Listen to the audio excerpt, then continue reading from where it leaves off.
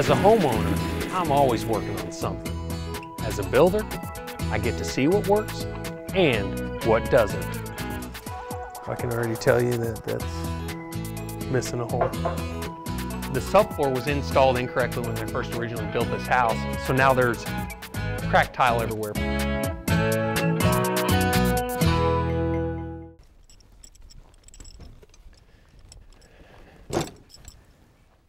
This week on Building for Better Living, we're revisiting an old problem.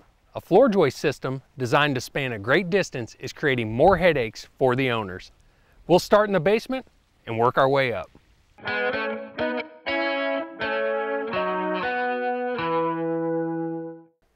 Sometimes building for better living means you have to make do with what you already have. Case in point, floor trusses.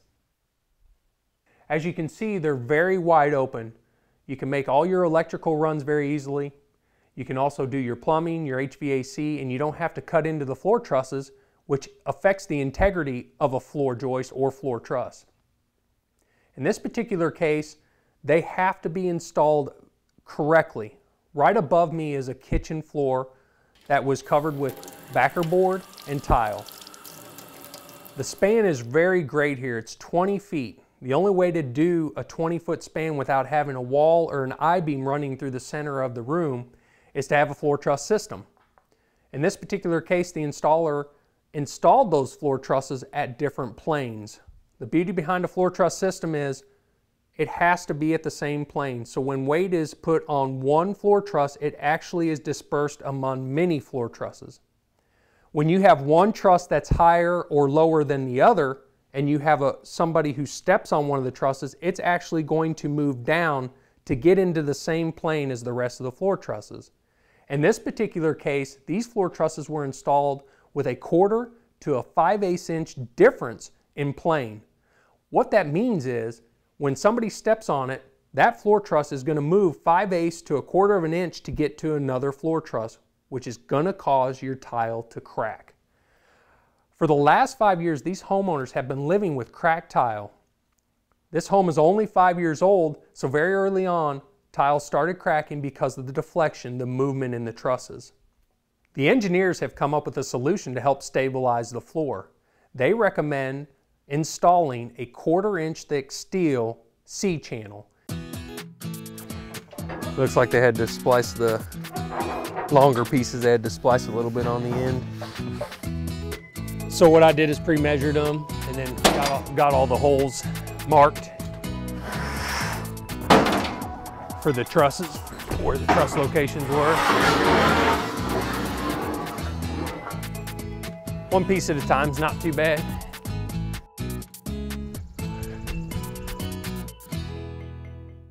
So today we're going to put the finishing touches on repairing the truss installation. We're going to put our C-channel up. We're going to have to lag screw it to all the vertical runs of the web support in the truss system. Basically, it's all about manpower, just getting this up there, lagging it in.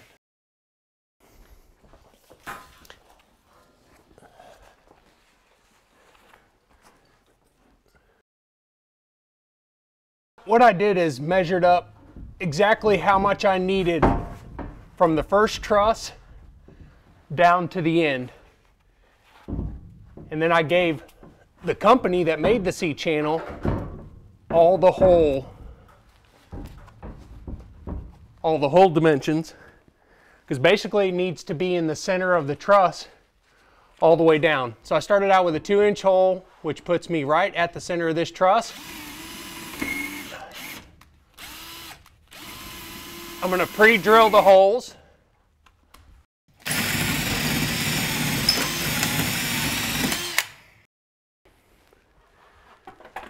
I have to set it back down just for a second, Jason. Sorry, man.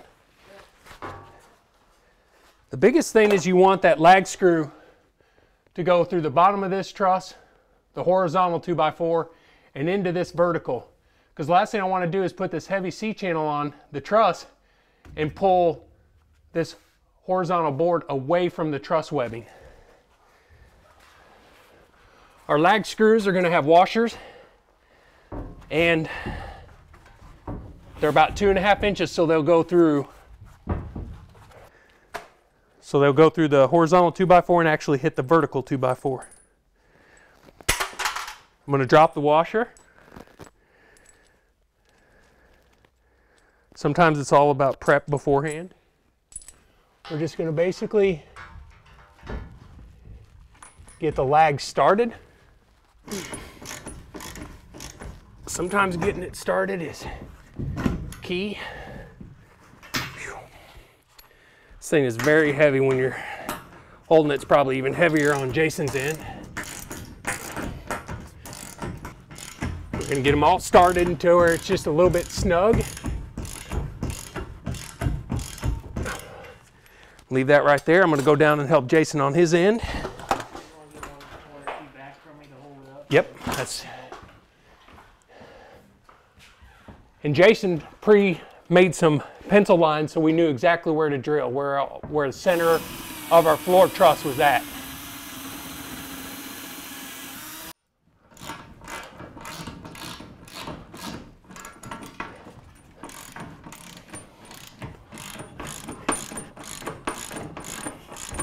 What this is going to do is once we get these all installed, we're going to snug them down. Then what we'll be able to do is get all these trusses to be in the same plane. That way this floor will be really stable. Won't get that bounce in it that you had before. The reason we're just snugging them up now, we don't want to get them fully tight. If we started tightening on this end, Jason started tightening on this end, it actually could create a bow in that C-channel. We want to make sure everything's loose. Drill it, get the screws in, and then come back and tighten it because it'll all be in an even plane. There won't be any bow in that C-channel. So now what we're going to do from here is pre-drill all the holes, get the lag screws in.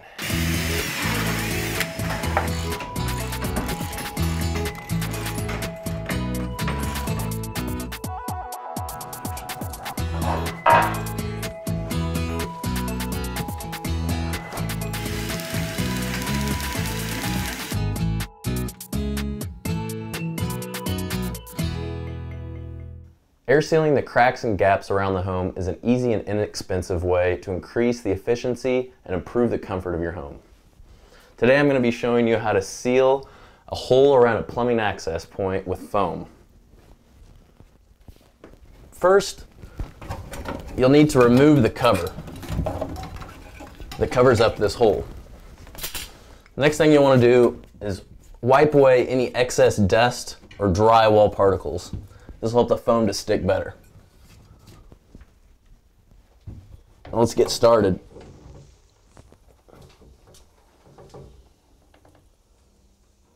Work your way slowly around and let the foam expand as you pull the trigger.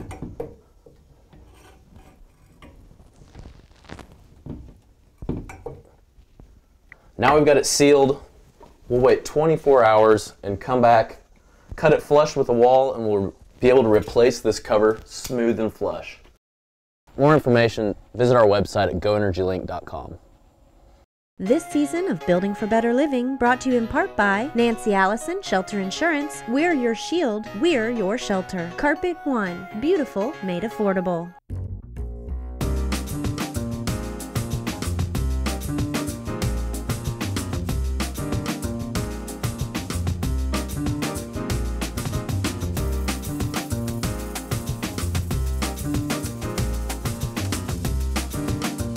It's the best sale of the season.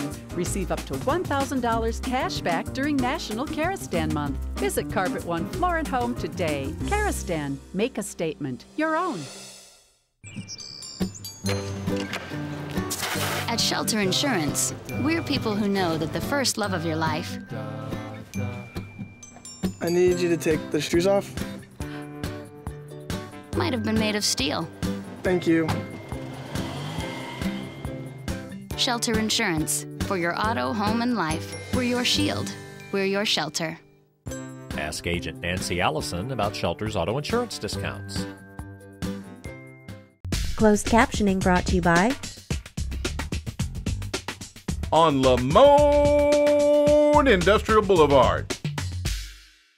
Scott, we have a pretty dire situation. Have a homeowner who has a house they built about 5 years ago, and the subfloor was installed incorrectly. So they have about 100 cracked tiles in their kitchen floor. We've come up with a solution to rectify that incorrect subfloor to make sure that it's stabilized from here on out. So now all we need to figure out is what options do we have available to put back on this floor once we stabilize it. I can see all around me we have ceramic tile, porcelain tile. What do you recommend in this instant, especially with tile going back on this subfloor? Yeah, I would talk to the homeowner, ask them a few questions about their lifestyle and what they like and don't like about the tile, besides it's all cracked. You could always go back with porcelain again, since you've already rectified the subfloor movement problem. Well, they love the tile, but the whole thing with this, I mean, it's an exorbitant amount of money, a lot of time. They've been living with this floor for years. It's just really an eyesore. They love tile, but it's the what if factor. I mean, I know we were going through a big extent to fix the problem. They're just scared if we put tile back and it cracks again, what are we gonna do? So what other options might be available? If they want to go back with a tile, I have a tile that doesn't have to be bonded directly to their subfloor. Almost like a floating tile? That's right. Well, that may be a viable option. Can you show me that? Sure. Let's take a look.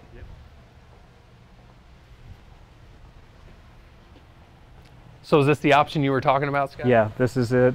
This is a floating porcelain tile. It doesn't have to be bonded to the subfloor in any way. Well, that's good, because we're going to spend a lot of time breaking up the old tile, the concrete board, backer board, all the mortar. We're going to chip it off of there. So you're saying I don't have to put any mud underneath this at all? You don't need to put any underlayment underneath this. You don't need to put any mortar underneath it. It's going to reduce the floor height, because a lot of times when tile is installed, you have those two units, and that builds up the floor height. So you have a more natural floor height, and you still get the benefit of a porcelain stone tile. I see. So this might be a viable solution for somebody who's a little questionable about their subfloor then. How does this go together? They basically, you've got tabs here, and you get it on the floor and get it positioned, and they just lock together. And you don't need spacers, because you'll have perfect lines every time with this product. Oh, because it spaces it apart automatically. And then do we have to wait a couple days, or can we grout this right away? Or? You can grout it immediately. What type of, is it like a sanded grout, or is it a different type? Yeah, it's a urethane grout, which is like a plastic, so it has the flexibility and it has the best stain resistance, and it never has to be sealed. So this might be an okay option for them. If someone's been burnt by cracked tile, this is the solution. What other options do we have available that maybe we can give them, so maybe we don't have to be in a tile at all? Yeah, we could look at some other completely different floor surfaces if you want. Yeah, let's take a look at those. Okay. Sounds good.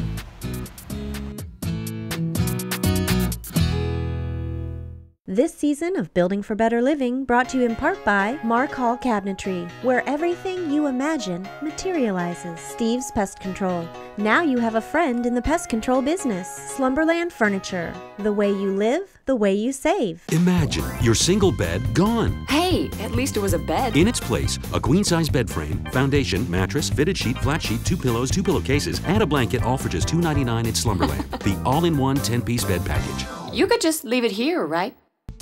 Imagine style so eloquent that functionality is secondary. Imagine expert guidance and a process that's all about you.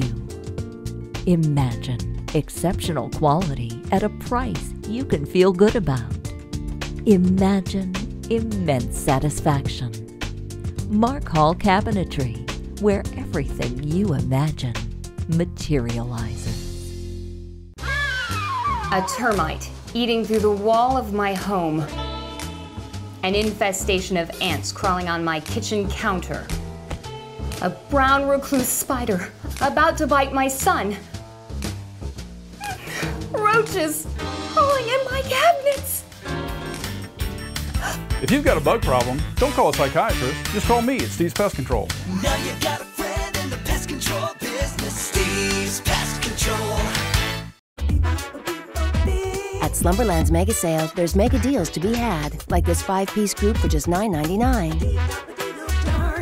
5 pieces for just $9.99, only at Slumberland. Closed captioning brought to you by On Lamone Industrial Boulevard. They want something that nobody else has. So we're looking for something just a little bit different. And it looks like the options are endless here. Yeah, different and custom. It'll be easy to find. Well, that's what I like. Why don't you walk me through some of the products that you have? First product I would recommend would be the Almada cork. And as far as customization, your client can select their pattern, then they select the color they want, and that way they can really get exactly what they want. Tell me, what makes cork so different? What makes cork different is the comfort of the cork, the thermal qualities. You can save a lot of money on energy costs with cork. It also is easy to clean. Gotcha. It has natural antimicrobial properties, so it helps keep your family healthy. Not one tree is harmed in the production of cork. They peel that bark back every 9 to 11 years. What are some color options I have available in this? The color options you have available, there are 30 colors. And so you select the pattern you want, and then you select the color you want. And it really opens your world up.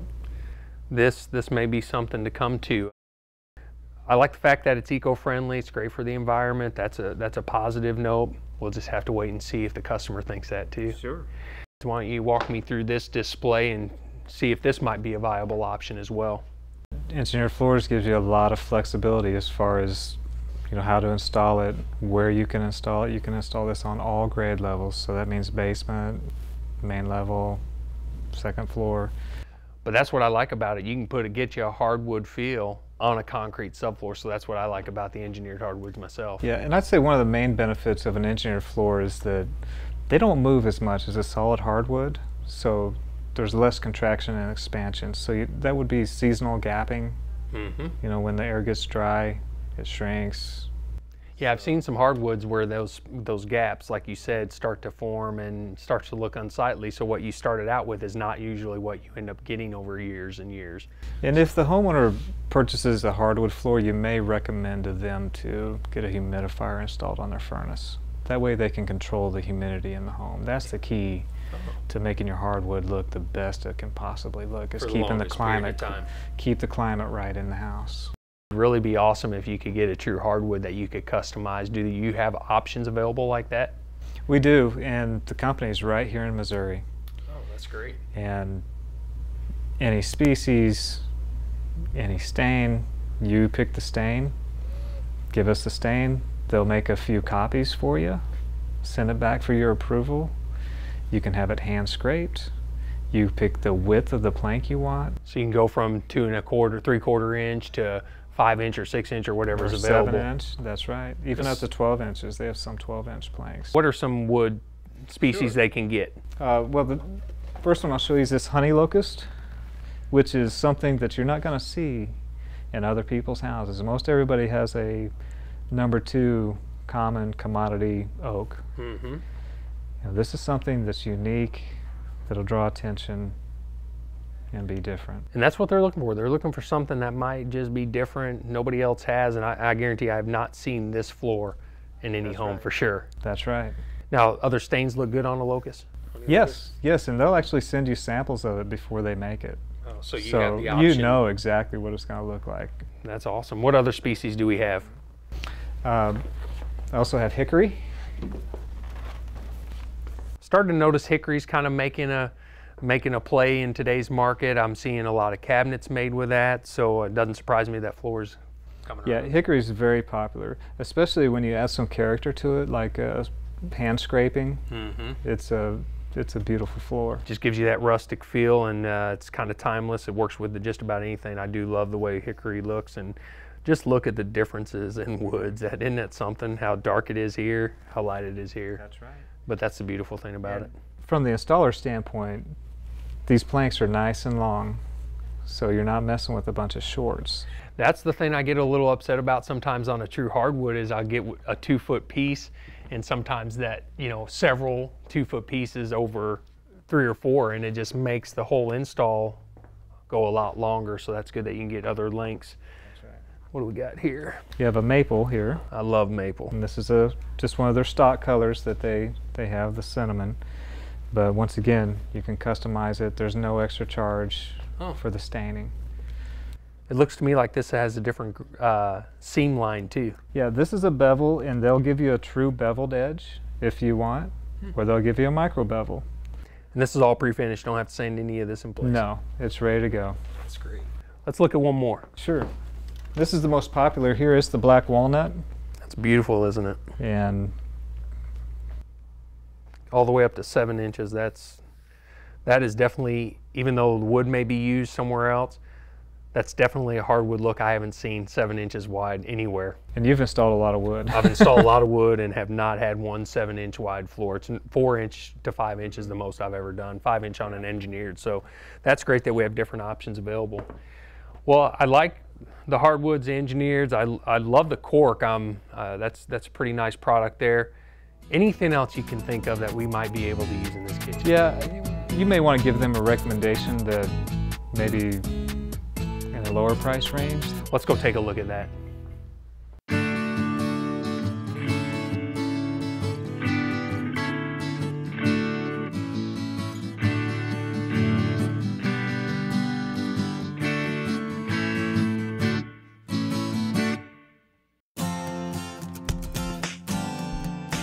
Being here helps us to focus on what really matters.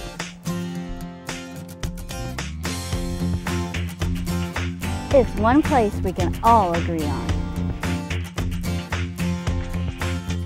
Our experience here on Sunday touches our lives all week long. Forum Christian Church, connecting, growing, living. We finally found our house, and we really love it. But when we moved in, everything dripped and dripped and dripped. I asked the neighbor for a referral, and he said, call Mr. Reuter Plumbing. So I did. Oh, they were courteous, professional, nice and neat, did a great job. I can see why people refer Mr. Reuter. Now it's my turn. Call Mr. Reuter.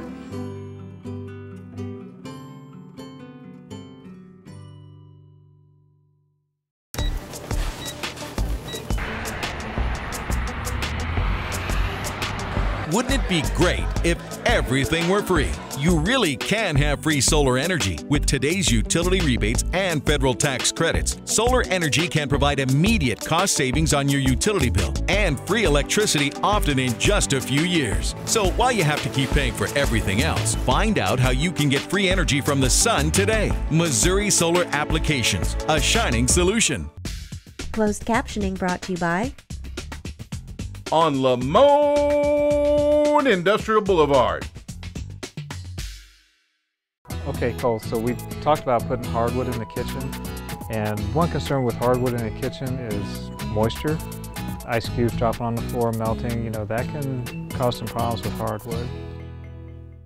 Is that the same for the cork and the engineered as well? The cork, not so much, but cork is like wood, so that could be a consideration also. Okay. But typically not a problem in a kitchen. So what option do they have from there? Yeah, if they want comfort and something easy to clean, I would recommend Earthscape's vinyl. It's so wide, many times you don't even have a seam, but if you need one, it seams up really well.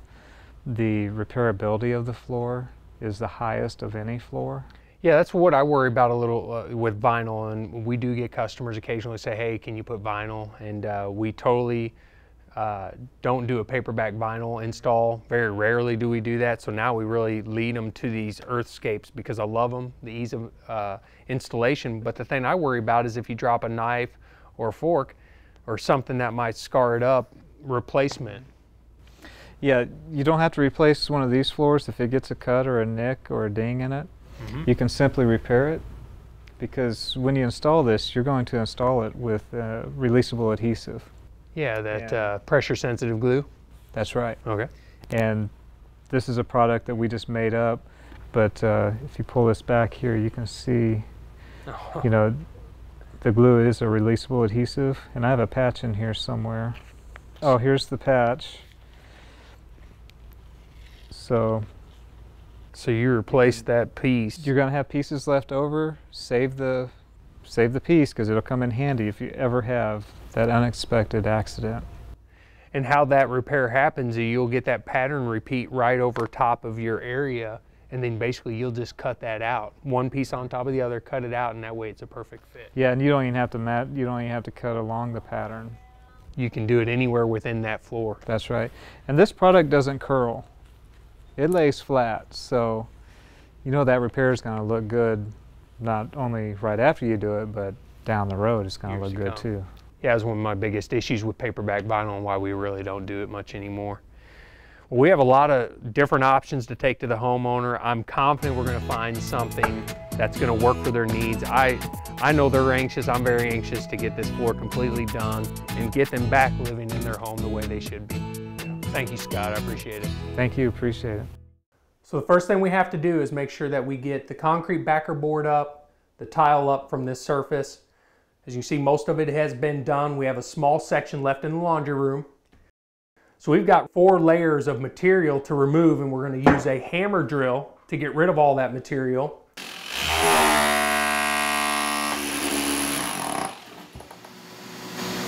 how easy those nails come out? Well, these boards have been bouncing so much that they cause the nails to give in this OSB.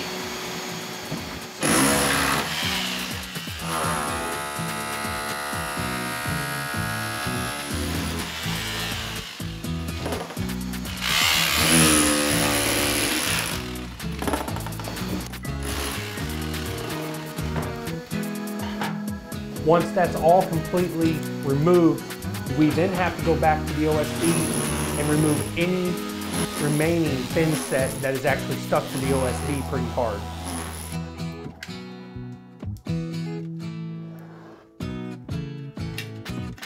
Once we're done with that, we've got to put down a 1/4-inch hardwood plywood that'll help us start over with a nice, smooth, playing surface.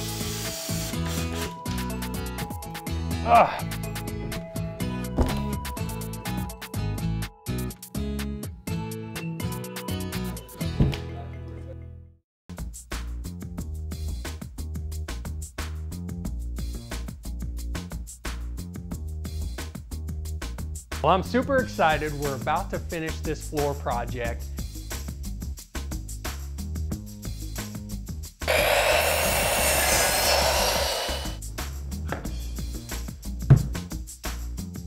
Push it up at an angle all the way to your next piece, and really you just tilt it down.